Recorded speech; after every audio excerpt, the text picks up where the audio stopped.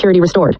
In the modern era, the notion of an imperial presidency was made prominent by the book of that name, published in 1973 by the historian Arthur M. Schlesinger Jr., who had worked in John F. Kennedy's White House. Mr. Schlesinger argued that under Mr. Nixon, who refused to spend certain money appropriated by Congress, secretly bombed Cambodia, wiretapped opponents, and used government to pursue his enemies, the presidency has got out of control and badly needs new definition and restraint.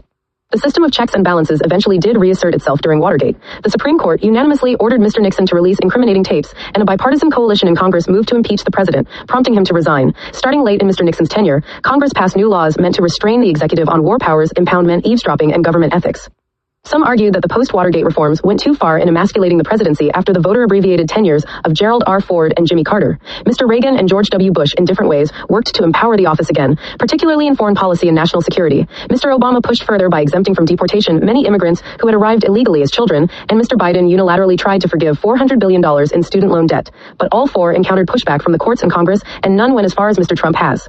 Some of the stuff that people were upset at Nixon for doing was kind of quaint compared to just the totally out-of-control stuff that Mr. Trump has been doing, said Robert Schlesinger, a son of Arthur Schlesinger, and himself a longtime journalist and historian of the White House.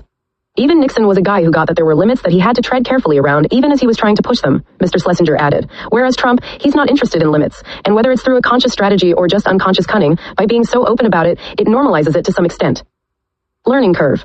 That may stem from Mr. Trump's distinctive ability to overcome obstacles and scandals that would hobble any other politician. He was impeached twice, indicted 4 times, convicted of 34 felonies, found liable for sexual abuse, and found liable for business fraud while his firm was convicted of criminal tax evasion. Yet he won a stunning, against-the-odds comeback election victory. The Supreme Court even granted him and his successors broad immunity that it had never bestowed on any previous president. And so Mr. Trump evidently sees little reason to restrain himself.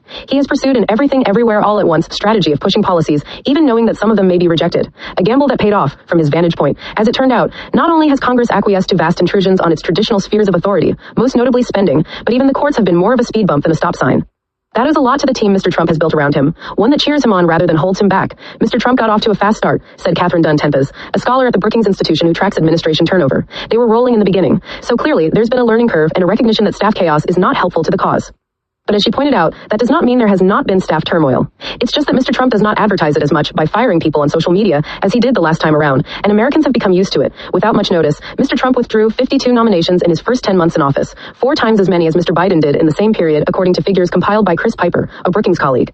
Working off a Project 2025 blueprint devised by allies during his 4 years out of power, Mr. Trump came back to office with a raft of executive orders that have allowed the instant gratification president to dispense with the slow grind of congressional negotiations. So far this year, Mr. Trump has issued about 225 executive orders, nearly 3 times as many as any other first-year president in 3/4 of a century.